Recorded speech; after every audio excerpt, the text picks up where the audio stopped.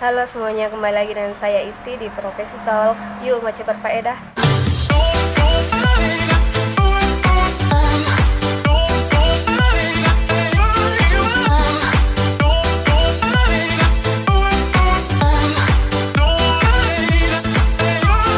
First of all, saya masih ingat pertama kali ketika saya membuat sebuah akun Instagram. Pada saat itu saya kelas 3 SMA dan saya membuatnya hanya untuk bersenang-senang. Saya suka melihat bagaimana selebriti-selebriti yang saya sukai mengunggah foto-foto mereka, dan saya suka menonton cuplikan-cuplikan video singkat yang ada di Instagram. Lalu kemudian tanpa saya sadari, saya telah mengikuti ratusan orang, bahkan akun yang tidak saya kenali. Saya terbiasa melihat apa yang mereka lakukan, apa yang mereka unggah, kemana mereka pergi, hingga saya mulai penasaran unggahan terbaru apa lagi yang mereka miliki hari ini. Dan tanpa saya sadari, saya mulai menarik diri saya untuk melakukan hal yang sama seperti mereka. Dalam kehidupan sehari-hari, kita terbiasa melihat di sosial media bagaimana orang-orang hanya mengunggah hal-hal yang membuat mereka terlihat bahagia, meskipun faktanya tidak senyata itu. Atau kita melihat orang teman yang sangat polos atau kekanak-kanakan tiba-tiba suatu hari mengunggah kata-kata yang bijak, yang bahkan dia sendiri pun mungkin tidak memahami apa makna dari kata-kata yang dia unggah. Fear of missing out atau biasa disingkat FOMO adalah suatu kecemasan yang dialami ketika kita merasa takut ketinggalan tren di media sosial. Lalu kita akan merasa gelisah karena takut dianggap kudet dan tidak trendy oleh orang-orang di sekitar kita.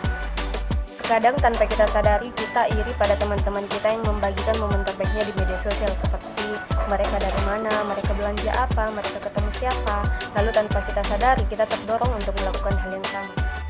Fenomena fear of missing out ini terjadi sebagai akibat dari rendahnya self-regulator atau regulasi diri seseorang dan buruknya kepuasan psikologis terhadap dirinya.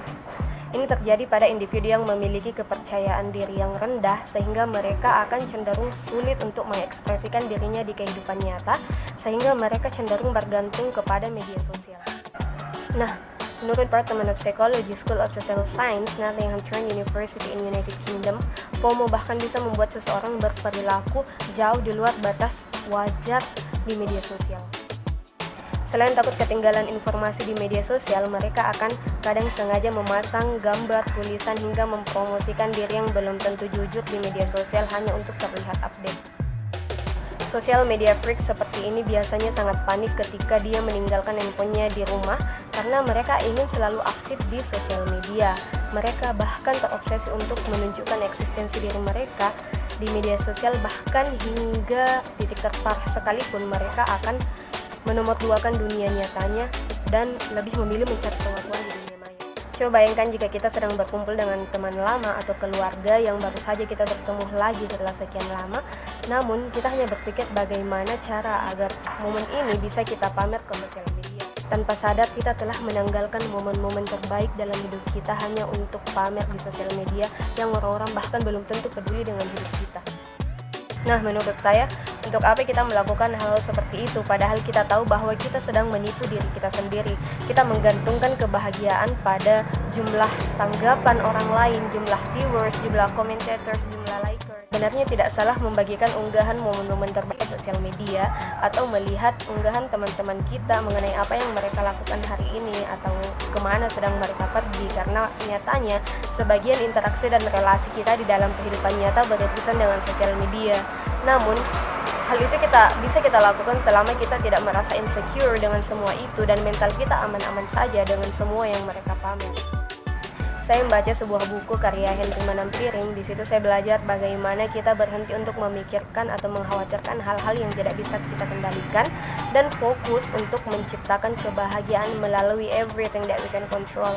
Fokus pada hal-hal yang bisa kita kendalikan saja. Menggantungkan kebahagiaan sejati dan kedamaian hati kita pada perlakuan orang lain, pada opini orang lain adalah alasan yang tidak rasional. Jadi bagaimana caranya agar kita berhenti cemas karena takut dibilang tidak trendy, takut dibilang kudet?